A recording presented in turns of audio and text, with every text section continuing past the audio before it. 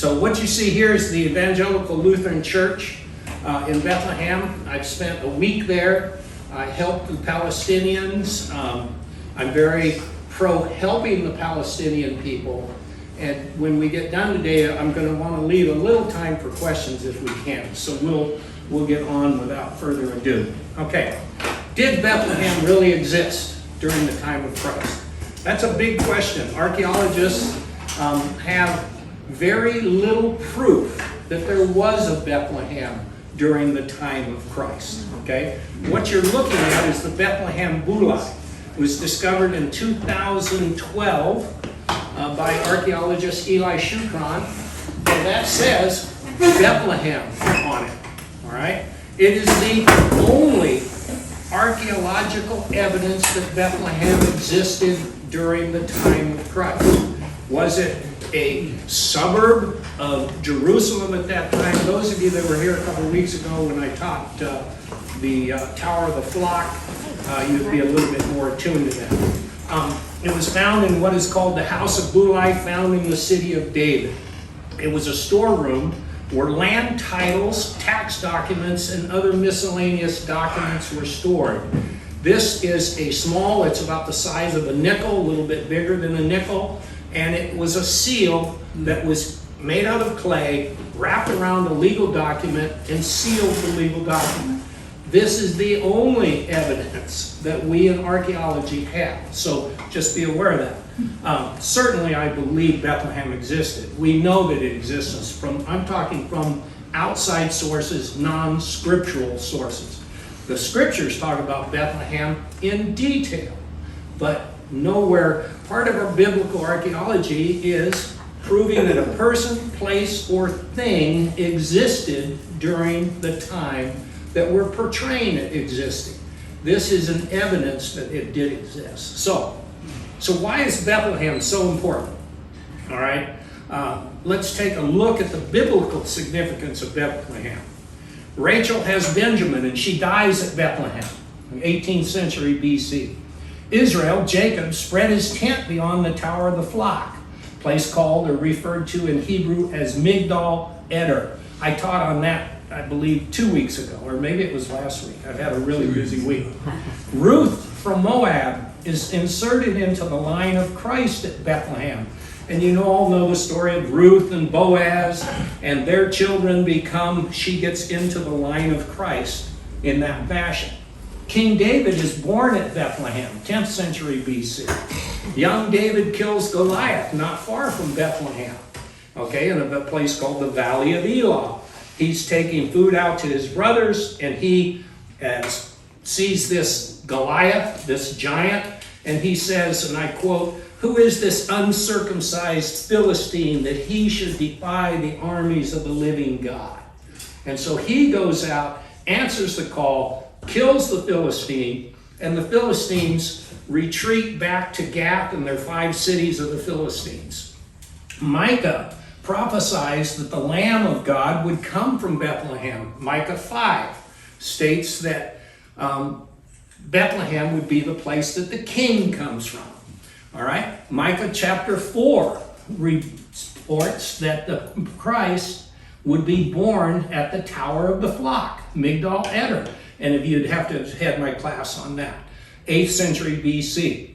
Mary and Joseph come to Bethlehem, 1st century AD. Jesus the Christ is born at Bethlehem. It's got a very astute history in those first years. Jesus the Messiah is born at Bethlehem. Mary and Joseph come to be registered. The angels announce to Mary and Joseph they will have a son of the Most High. And 2 different announcements, one to Mary, one to Joseph. The angels announced to the shepherds that the Christ was to be born that night. The sign would be that the babe would be wrapped in swaddling clothes and lying in a manger. What's the significance of that? If you'd been here at my last class, the swaddling clothes are what?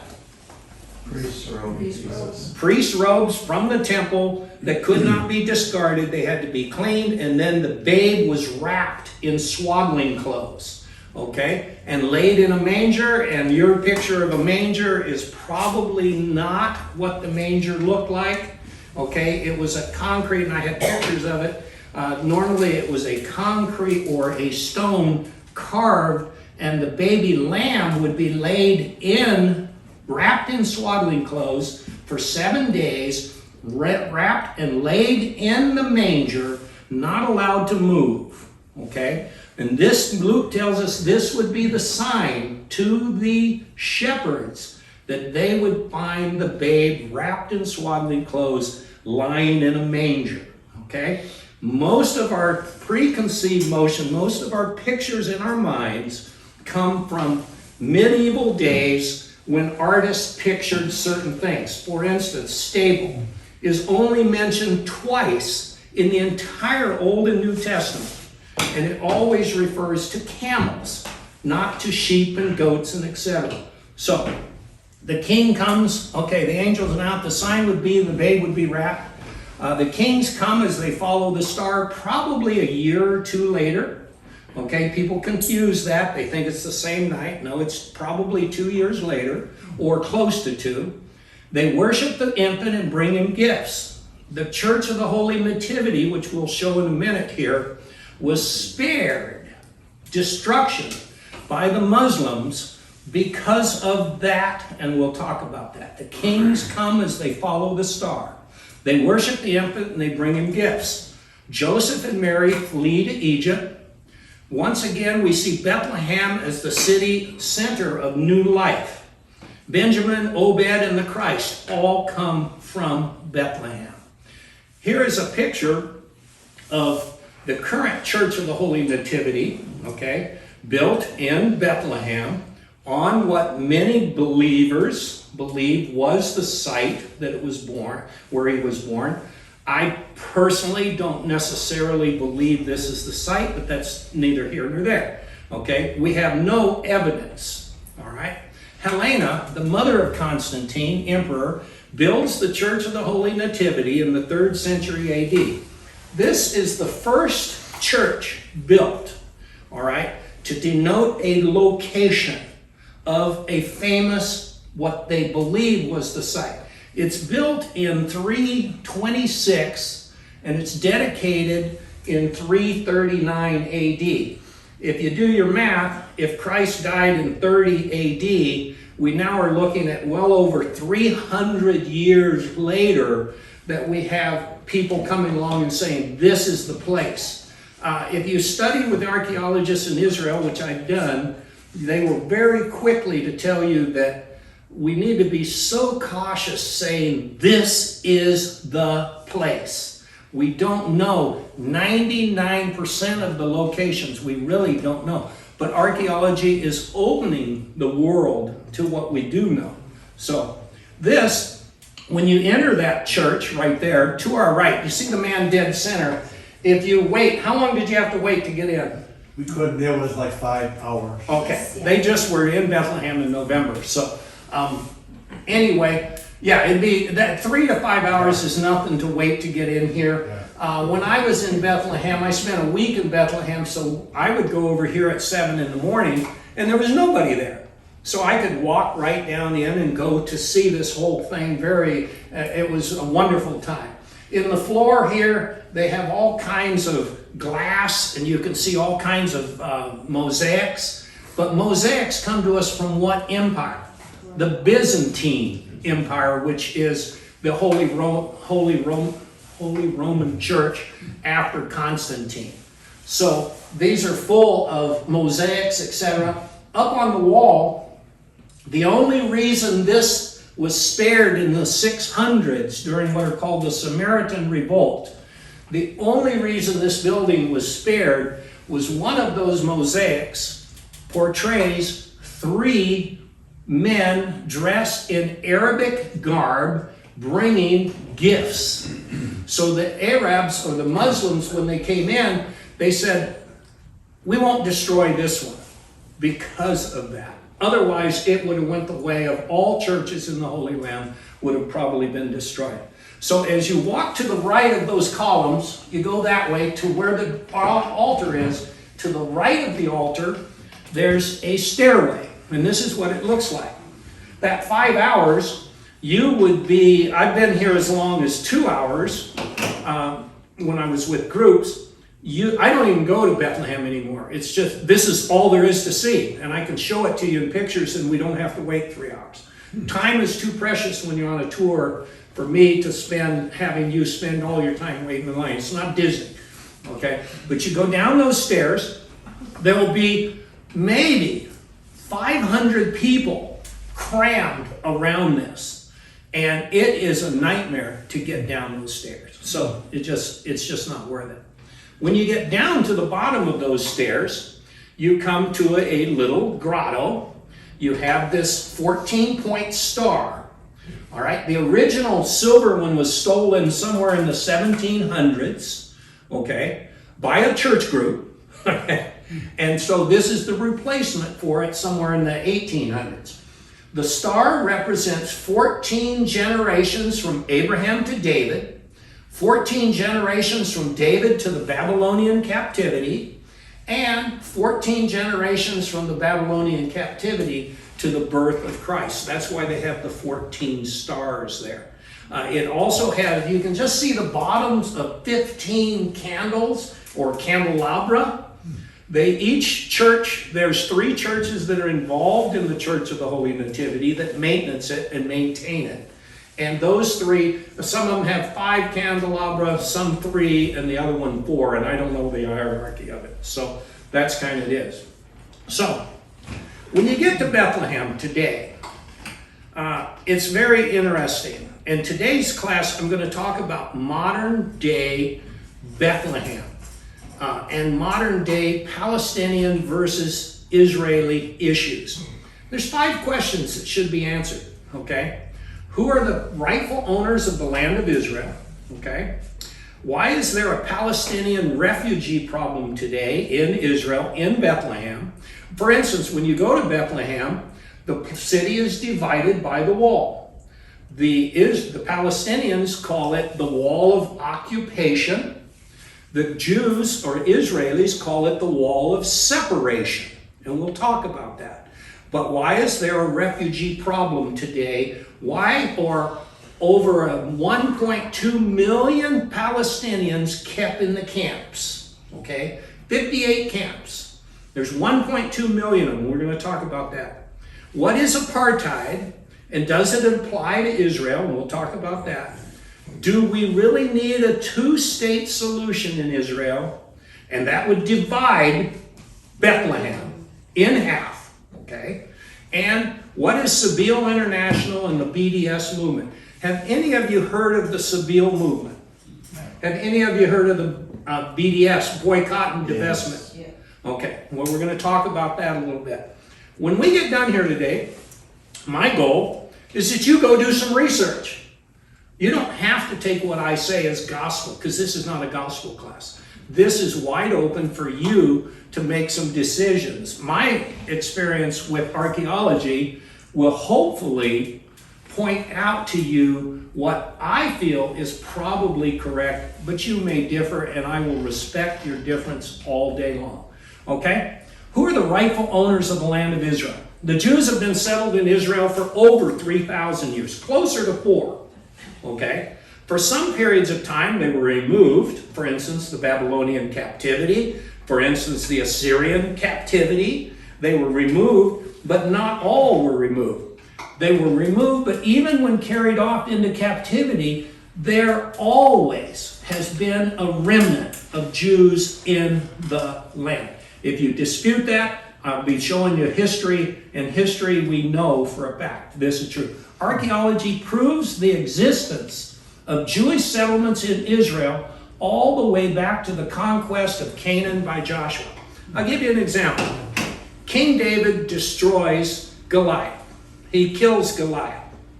It says in 2 Kings and 2 Chronicles, it says, and the Philistines fled by way of the city with 2 gates. Okay? Just a little Bible verse, a couple times it's repeated. The Philistines fled by way of the city with 2 gates. 2005, archaeologists discover, here's the valley of Elah, goes like that, okay? the battle, the Philistines are here, and the Jews and the Israelis are here. King David's not his armies then, he's just a shepherd boy.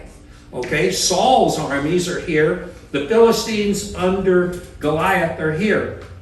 Above the valley, and you can visit this if you want. I went with the archaeologists.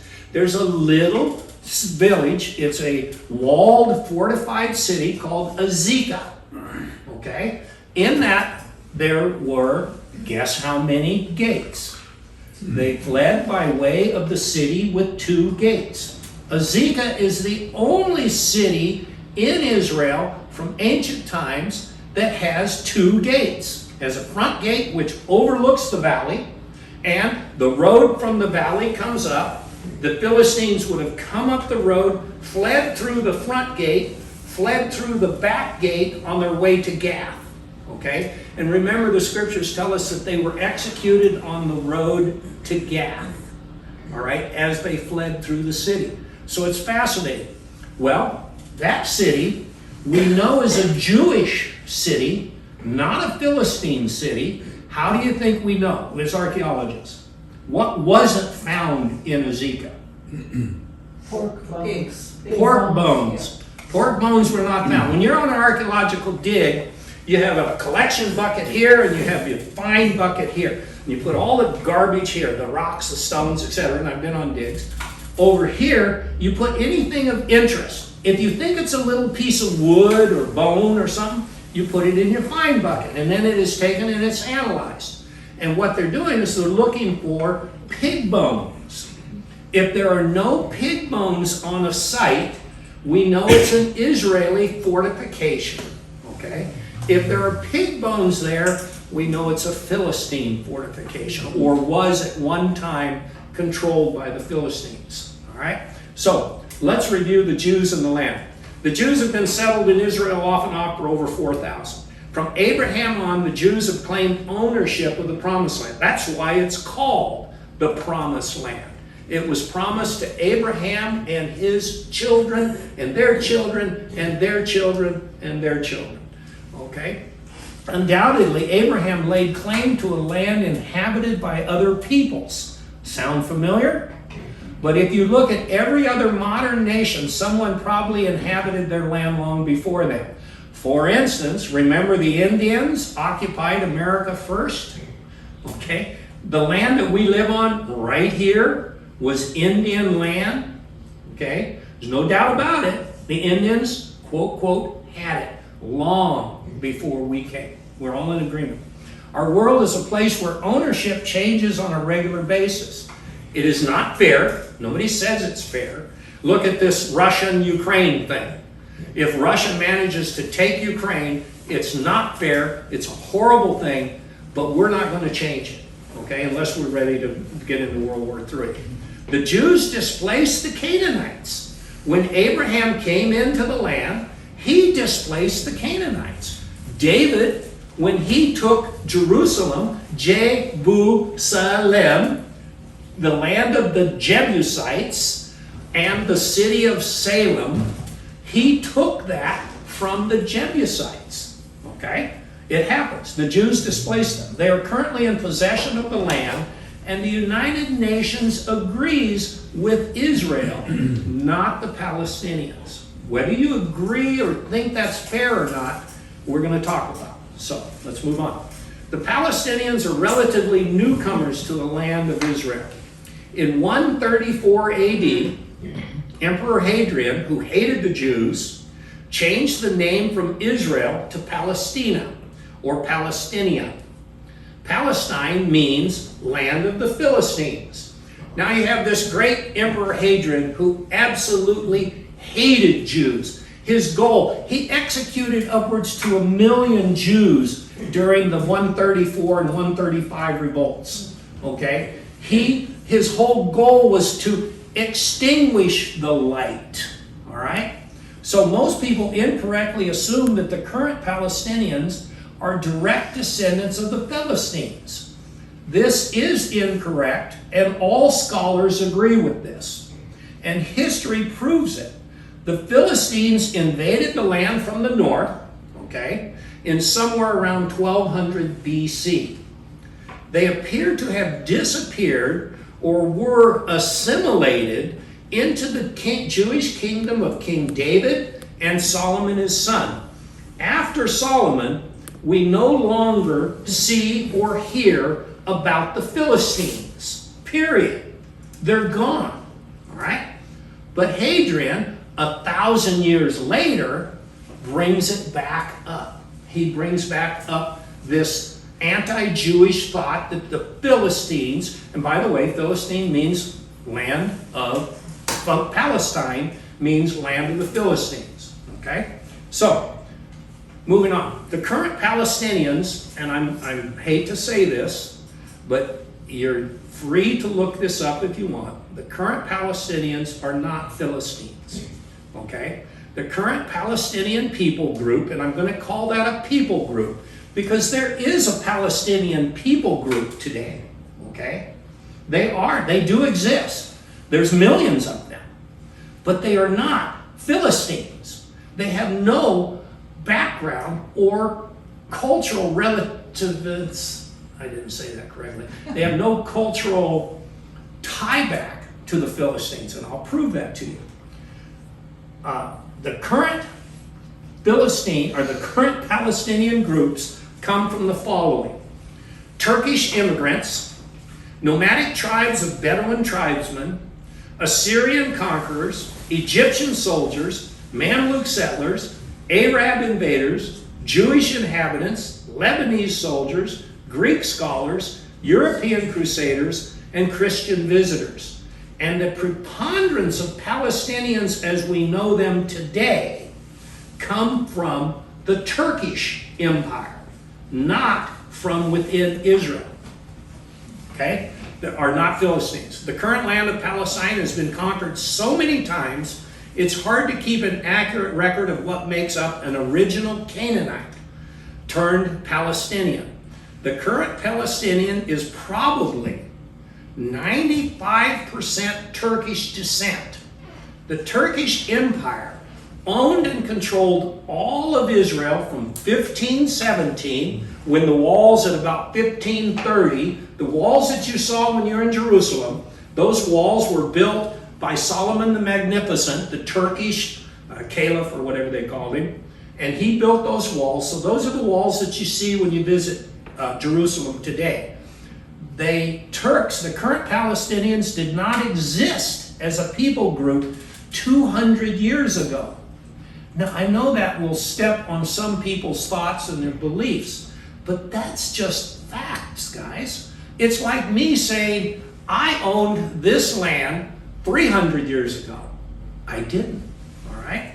The current did not exist. There is no mention of a separate group in Israel called Palestinians in Turkish records, okay? The Turks owned all of Israel. In fact, you know how the Jews got most of Israel today?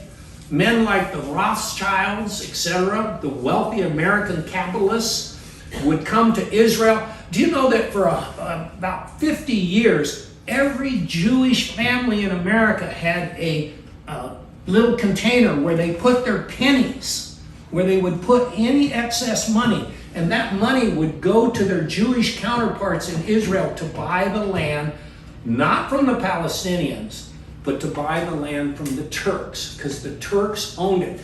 Lawrence of Arabia, you've all heard that term, okay, that man? What was the whole war about? They were fighting the Turks, okay? They weren't fighting a people group called the Palestinians. The same is not true of the Jews, and I'm going to just breeze through this.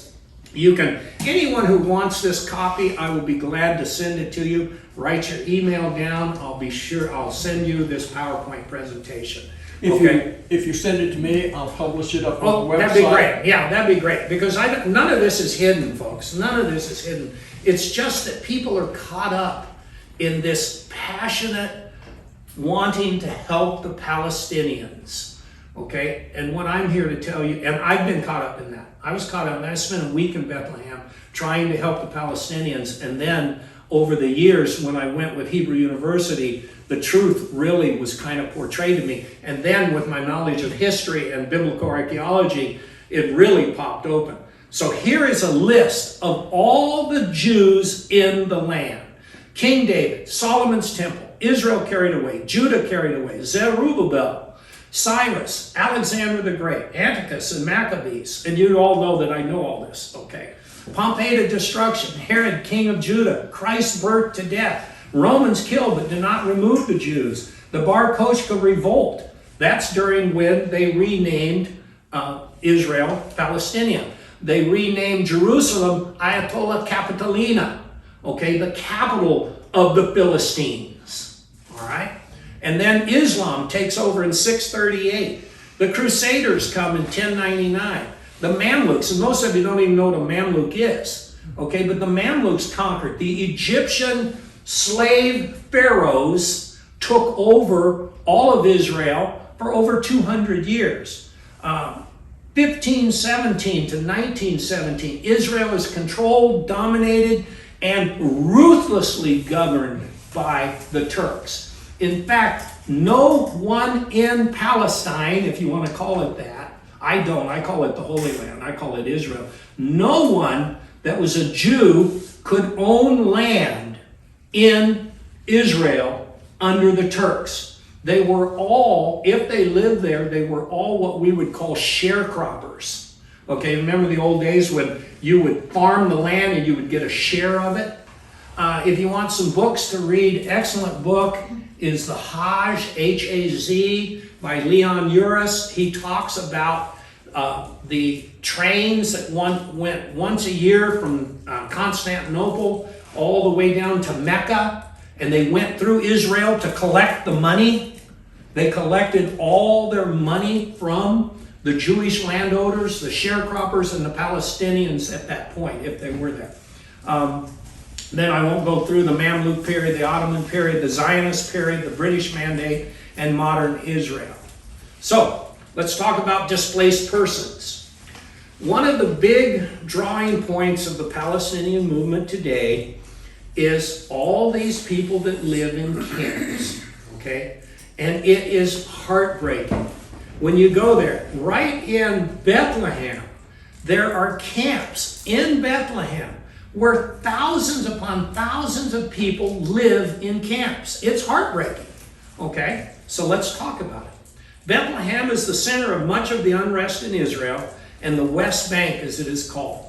Post-World War II, after World War II, 7 to 9 million people were displaced. You do know that. After World War II, 7 to 9 million human souls were displaced. Okay, they become what are called DPs, or refugees.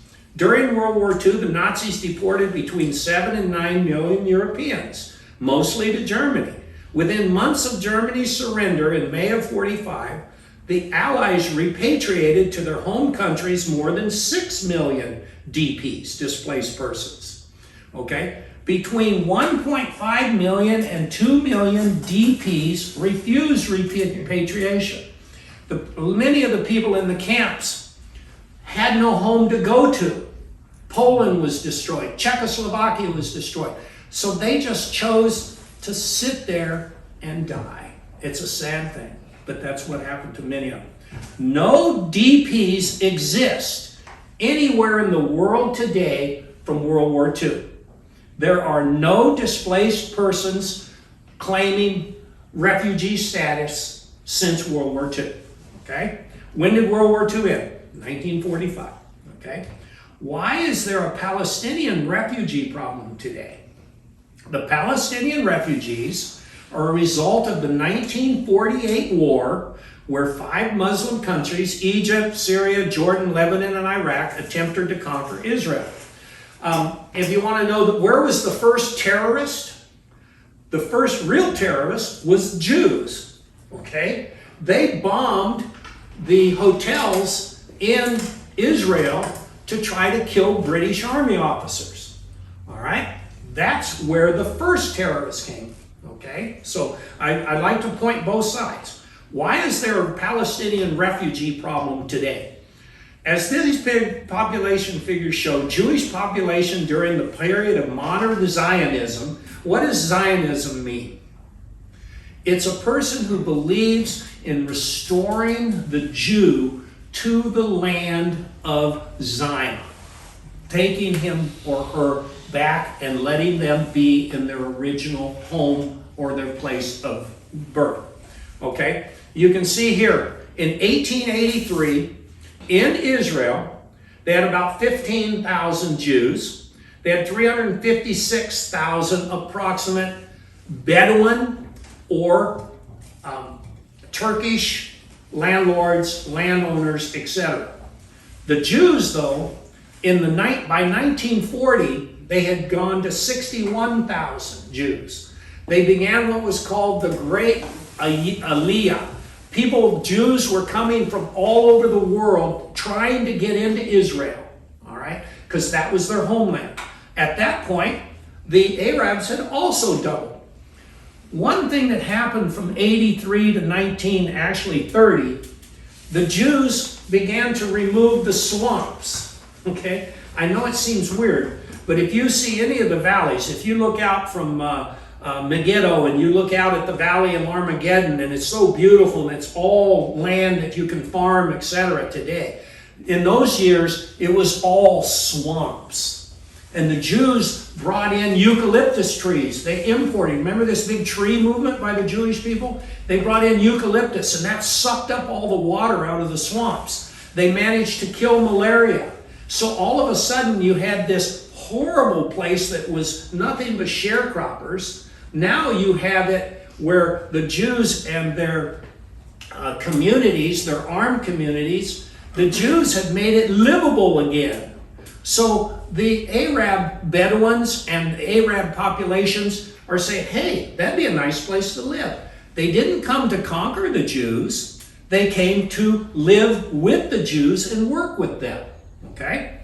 So by 1946, there's 600,000 Jews and there's 1.3 million Arabs. In May of 1948, Israel becomes a nation and immediately 5 Arab countries attack. Egypt, Syria, Lebanon, Jordan, and Iraq. Okay? They lose. Israel at that, you do know what a mortar is? That's a tube that fires a little tiny rocket. Israel had one mortar. Okay? They had one aircraft. And they defeated 5 nations, all who were going to drive them into the sea and or execute every Jew. In fact, you've been in Jordan lately. The grandfather king of Jordan hired a man who is his general, and this is all in the history books, folks. All you got to do is read it. He hired a general that had been trained. Where do you think he was trained? West Point. Nazi Germany. And he was trained in death camp administration. This general was hired by the king of Jordan, the current king's grandfather, to cut the country in half, because Jordan was going to take straight through the country, and he was going to be the one in charge of executing, putting to death all of the... Now, this is not ancient history. This is 1948. This is after World War II. So if you haven't read the history of this, it's absolutely devastating what was going to happen to the Jewish people if they lost this war of independence, okay? Due to the complete lack of coordination between the 5 attacking countries and the overwhelming, I believe, power of God, the Israelis win the war, and Israel becomes the only democracy in the Middle East. Now, if all countries, 17 of them in the Middle East, are all Muslim-controlled and all kingdoms, what do you have to fear from one little country that's a democracy? The democracy might spread. Okay? So what do? You need something. You need something that's going to bring about the destruction of that country. Let's talk. This crushing blow to Arab and Palestinian goals sends 700,000 Palestinian refugees into camps from Gaza to Lebanon to Jordan. It allows Israel to assimilate 1.2 million refugees into Jewish society. Israel has no Jewish DPs in a camp after 1952. Where did these 1.2 million refugees come from? They come from the Arab world. Because as Israel won the war, the Arab countries began to exterminate Jews. And so 1.2 million Jews are allowed out of Arab countries, and they come into Israel and they assimilate. Okay? The victory allows Israel to incorporate 250,000 Jewish DPs from Europe into Israel. It allows them to incorporate 1 million Jews from the Arab world into Israel. Now that's kind of interesting, isn't it? You have this country, you have all these Jews coming in and assimilating. You already have a population base of 1.3 million Arabs, and they are assimilated in. They are giving voting rights. They are giving every right that a Jewish citizen has, okay? And yet, some of them are in camps. Meanwhile, not one Arabic country assimilates one Palestinian into their citizenship. Okay? Kind of interesting, isn't it? Even in Jordan, where the camps, there's a lot of camps in Jordan. Those people are kept in the camps. They are not allowed out of the camp to assimilate. They don't get Jordanian citizenship. They don't get any of that. All of the countries that surround Israel, none of those people that are in the camps are allowed to assimilate. The big question, why? Why would you not, if you really love these people that are these 700,000 that are in the camps, why wouldn't you get them out of there just like the Jews got theirs out of Arab countries? Why wouldn't you let them assimilate into your country? There's one reason. Is there any wonder why the they put them into camps, they let them swelter in the hatred of anti-Semitism till this very day. Okay? That is what many people believe is going on. We have, now it gets worse. Two different answers to the displaced persons problem. After World War II, the surviving Jews from the camps were eventually transported to Israel. By 1952, the Jewish displaced persons camps were closed, with over 400,000 Jewish DPs in the United States, about 140,000 in Israel, and another 20,000 in other nations. 700,000 Palestinians were displaced during the war. The current count in the Palestinian refugees camps tops 1 million. Over 3.5 million are registered within the camps but live outside. This allows them to draw Social Security-like payments from the PLO. So you have 3.5 million Palestinians that are being supported by churches in America who support the PLO. Okay? And there's no reason to let them out of the camps because we want to keep the hatred growing. Muslims do not want America to prosper. They certainly don't want Israel to prosper. So, these refugees live in 58 camps in Jordan, Lebanon, Gaza, and the West Bank. What is the difference? One day I was at the wall. We were in Bethlehem, and I was at the wall, and we heard all kinds of gunfire coming from inside the camp. And certainly the Jews are ruthless. Certainly they're ruthless. There's no doubt about the fact that they're ruthless. But they are trying to withstand, and I'll get more into it. I'm going to back up on that. Okay, so there.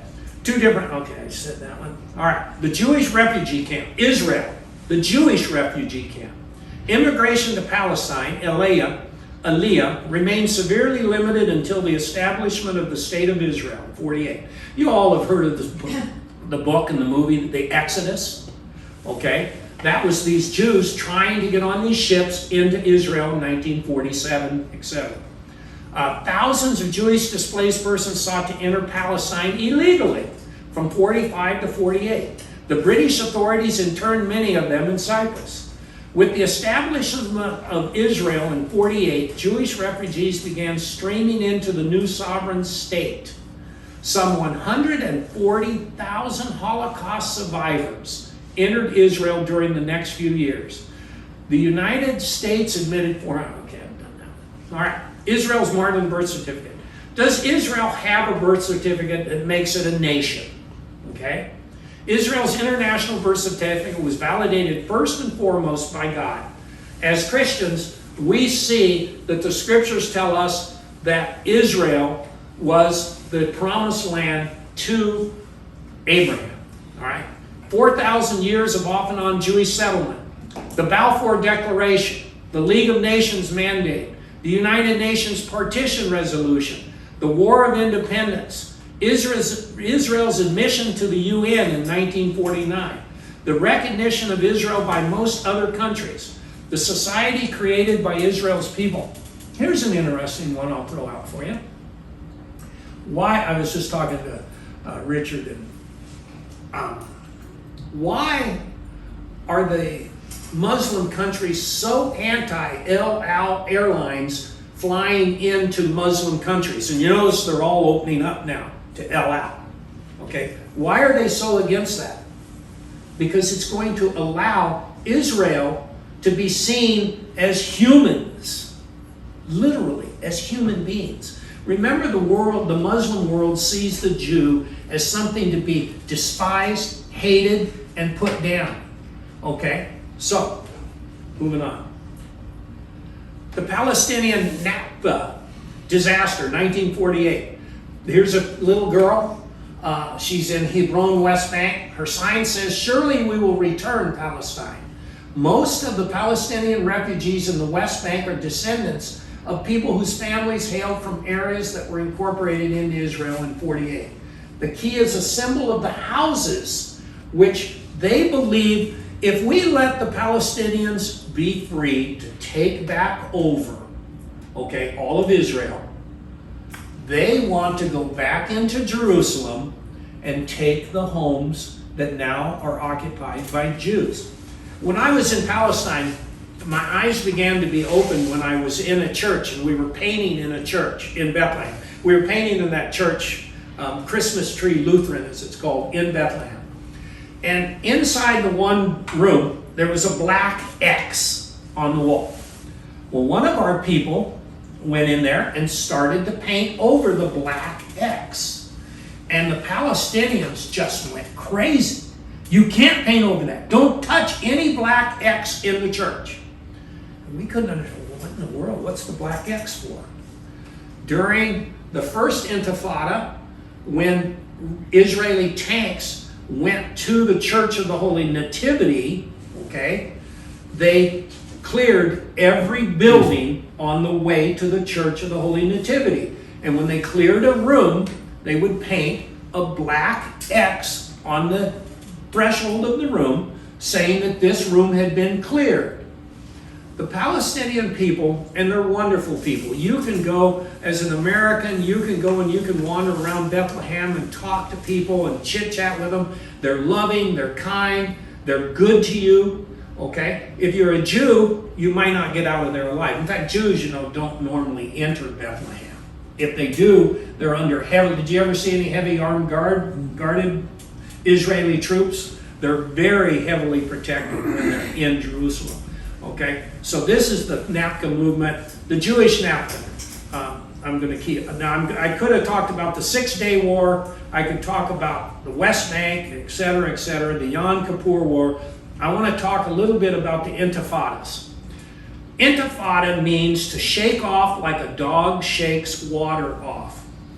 Somewhere since around 1900, the Palestinian movement got started. And they believed that they should remove all Jews from the land. Period. There was not any of this, well, they'll just be friendly, we'll just move them somewhere else. The goal of the Intifadas was to shake off like a dog shakes water. That's what Intifada means. So the first Intifada, Israel's drive into the occupied territories had occasioned spontaneous acts of resistance. But the administration, pursuing an iron fist policy of, and now this is the Jews, of deportations, demolition of homes, collective punishment, curfews, and the suppression of political institutions, was confident that the Palestinian resistance would be exhausted. The assessment that the unrest would collapse proves to be mistaken.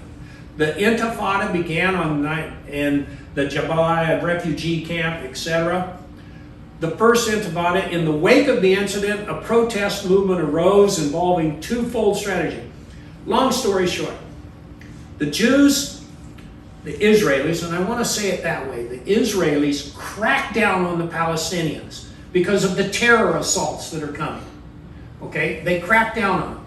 They're not nice people. The average Israeli soldier at that time hated the Palestinian, and the Palestinian hated him. Okay? So it's just kind of normal with war. All right? There was just all kinds of unrest. In the first Intifada, they had 13 months, they had 332 Palestinians were killed and 12 Israelis were killed. Okay? Gives you an idea who was in charge. I'm not going to talk about the Oslo Accords, but in the second Intifada, 2000 to 2005, also known as the Al-Aqsa Intifada, etc., was the second Palestinian uprising against Israel. It was intensified Israeli-Palestinian violence. It started in September. Here's how it started. Palestinian terrorists would cross from Bethlehem into Jerusalem, bomb a restaurant, bomb a hospital, bomb something. There were over 300 bombings in a very, very short time. So now you're Israel. You're the Israeli government. And by the way, the Israeli government allows Muslims, they allow Palestinians to be in their parliament. There's a Palestinian on the Supreme Court of Israel. They're given free, and they're completely free inside the state. Okay? Where was I? I lost my train of thought. I was thinking about, I met a young girl, a young Muslim girl at Hebrew University. I met her and it was in the evening, and I said to her, may I ask you a personal question? And she said, yes. And she thought I was a professor there, okay? And I said, I see that you're Muslim and yet you go to Hebrew University. Why do you, as a Muslim, go to Hebrew University, which is all Jewish, basically? And she said, what do you think her answer was? She said, because I'm an Israeli. Here's a Muslim who has accepted the fact that she's an Israeli, and she's benefiting from everything that an Israeli does or has. And that is just mine. Anyway, during this Intifada, there were numerous suicides. It'd be like this. We have Kissimmee over here, and we have Celebration here. And the people in Kissimmee decided that they don't like the people in Celebration. So we bomb Celebration repeatedly, okay? Up to 300 times. What do you as a Jew do? What do you as an Israeli do? Do you sit there? No. What they chose to do was the non-aggressive issue. They built a wall. They built the wall that they call the wall of separation. They separated them, so it would be just a simple wall. You build a wall, it actually goes over 400 miles in Israel, but it goes right through Bethlehem. The wall is straight through Bethlehem, all right? It divided houses in half. The bulldozers didn't care. They just cut the houses to pieces. They didn't care because they were building this wall of separation. So now I'm an Israeli. I have a wall that separates me from terror. I'm a Palestinian, and I have a wall that the occupiers have built. You see where the battle is at? You see where the lines draw? It's at that line, okay? But the Jews had to do something about this terror attacks. We were talking about going down to Eilat.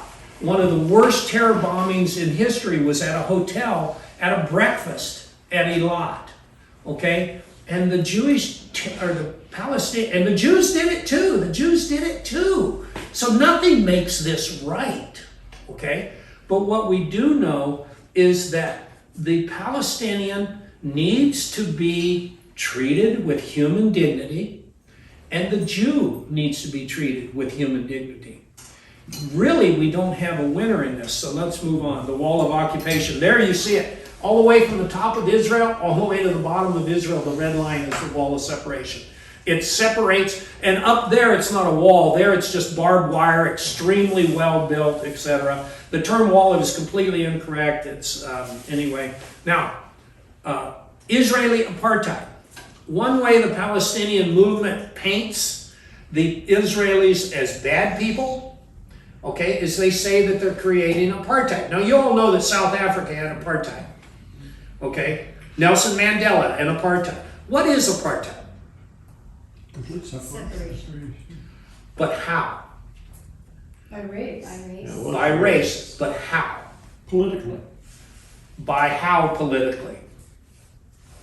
By government mandate, okay? Apartheid means that the government of South Africa said that no black person could be in the government, period. Now that reversed. Two of my doctor friends from South Africa, they told me about 3 years ago when I was with them, they said it's reversed itself now in South Africa. Now the white person is completely discriminated against, etc. So it's very interesting. But here is a picture of apartheid. And apartheid, if you want, it's in here, apartheid in Israel. The term apartheid is completely inflammatory and incorrect. Nowhere does the government of Israel discriminate against Muslims or Palestinians. Nowhere. They are allowed in the government. They are allowed to be members of the Knesset. They are, one of them could literally be the prime minister of Israel if he or she had enough cohorts to put it into power. So this idea that apartheid is there, the idea of the wall of occupation is dead. Okay, so what do we have? Where does the church in America stand? And when I say the church, this is very interesting. All those on the left support Palestinianism. All these on the right support Israel. Okay? Now, if you look up here, and you guys know more, I don't know much about the church of, where is it? Number 9 up there on the left. The Presbyterian Church USA. Anybody know what specifically that is? That's us. That's why we left the denomination. We, not. Okay. So they, and there's nothing wrong with this. Okay? You can believe either way. It's just where are you as far as the education goes. All right? If you notice, 120 million people in America support the Palestinian movement. Okay? Only 43 million support Israel. And yet, after you understand the dynamics of what's going into here, and I'll just end it and then I'll open it up to questions. What I believe is happening, I believe that the Muslim countries, I believe those 17 Muslim countries that surround Israel have set about to systematically keep the Palestinian issue alive and well by keeping 1.3 million people in the camps, okay? Because guess what? When you got I think it's 1.2 million, when you got 1.2 million people in the camps, you got a real reason for those people to be angry, right? And so I think that when you're dealing with the Palestinian issue, if we could get them released from the camps, get them assimilated into other Muslim countries, or assimilated into Israel, we would eliminate the problem. Now, there's also, and for those, I'm out of time, there's a large group called Sabeel International, Bright Stars, and the Kairos Palestinia. If I'll send this to Bill, read about this. These are organizations that their whole goal in life is the destruction of Israel, period. They feel that if the Israelis would just go away, the Palestinians would live in peace. Well, where are the Israelis going to go? Another extermination? Another destruction of Jews? Another Holocaust? And that's what we as Christians here in America need to so much be careful of when we enter this fray, okay, of who is right and who is wrong. I wish every Palestinian would accept the freedoms that they're given in Israel.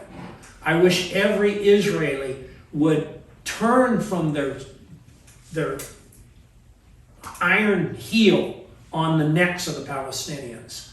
But that won't happen until the Muslim world accepts those people back into it, or those people quit being locked away in camps. And the really interesting thing is, Bethlehem is right at the center of it.